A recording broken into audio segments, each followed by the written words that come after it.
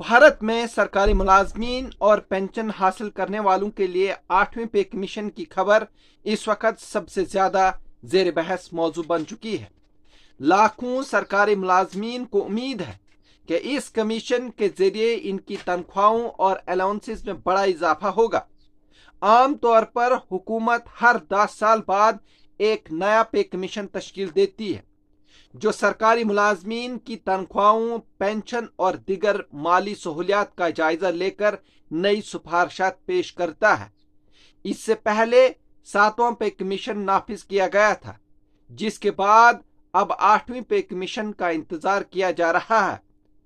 इब्तदाई तौर पर यह उम्मीद जाहिर की जा रही थी कि 8वां पे कमीशन 1 जनवरी 2026 से नाफिज हो जाएगा, लेकिन ताज़ा इतलात के मुताबिक इसके मुकम्मल नफाज में कुछ वक्त वो लग सकता है।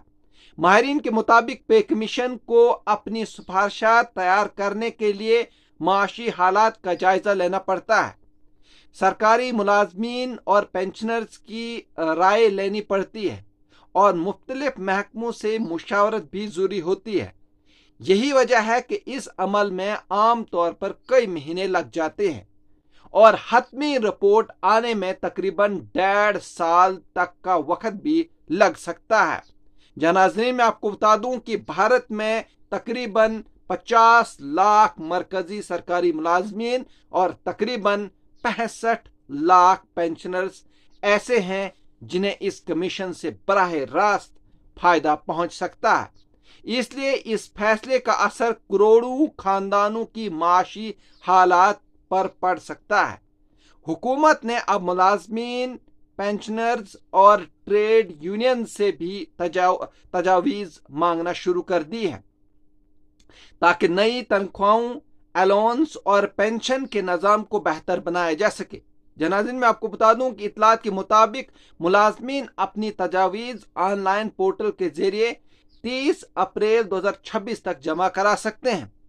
अगर मतवक्का तब्दीलियों की बात करें तो माहिरीन का कहना है कि 8वीं पे कमीशन के बाद कम अज कम बुनियादी तनख्वाह में बड़ा इजाफा हो सकता है। मौजूदा वक्त में कम अज कम बुनियादी तनख्वाह तकरीबन 18,000 रुपये है, लेकिन नई सिफारिशात के बाद इसे बढ़ाकर तकरीबन 44,000 रुपये तक किया जा सकता है। 44,000 रुपये, 44,000। असल इजाफा इस बात पर मुनहसर होगा कि हुकूमत फिटमेंट फैक्टर कितना वो मुकर्रर करती है। अगर फिटमेंट फैक्टर ज्यादा रखा गया तो मुलाजमीन की तनख्वाह में तकरीबन 30% या इससे भी ज्यादा इजाफा मुमकिन है। इसके अलावा सिर्फ बुनियादी तनख्वाह ही नहीं बल्कि कई दूसरे माली फवाइद में भी तब्दीली की वो तवक्का है। इनमें महंगाई अलाउंस यानी DA, हाउस रेंट अलाउंस यानी HRA, सफरी अलाउंस, मेडिकल अलाउंस और पेंशन से मुतल्लिक फवाइद शामिल हैं। कुछ मुलाजमीन यूनियंस ने यह भी तजवीज़ दी है कि महंगाई अलाउंस का 50% हिस्सा बुनियादी तनख्वाह में जम कर दिया जाए ताकि मुलाजमीन की आमदनी मजीद बेहतर हो सके। चूंकि पे कमीशन के नफाज में ताखीर वो हो सकती है, इसलिए एक अहम सवाल ये भी उठ रहा है कि क्या मुलाजमीन को बकाया रकम यानी एरियर्स मिलेंगे या नहीं। कहीं ना कहीं बहुत बड़ा सवाल है।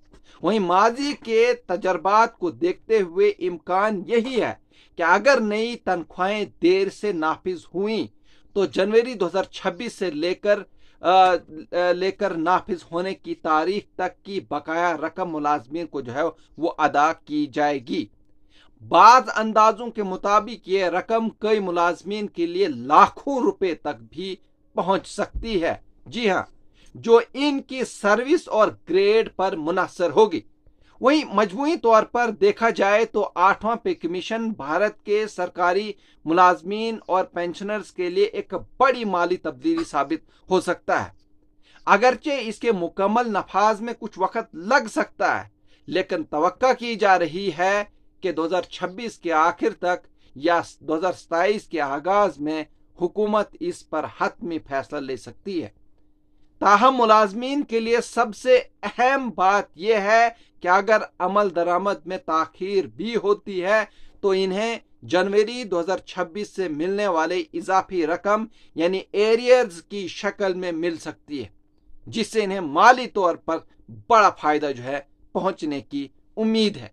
जहां नाजरीन, अगर आप इस तरह के और भी न्यूज़ देखना चाहते हैं तो आप हमारे चैनल को सब्सक्राइब कर सकते हैं, लाइक कर सकते हैं और शेयर कर सकते हैं। मुझे दीजिए इजाजत, शुक्रिया।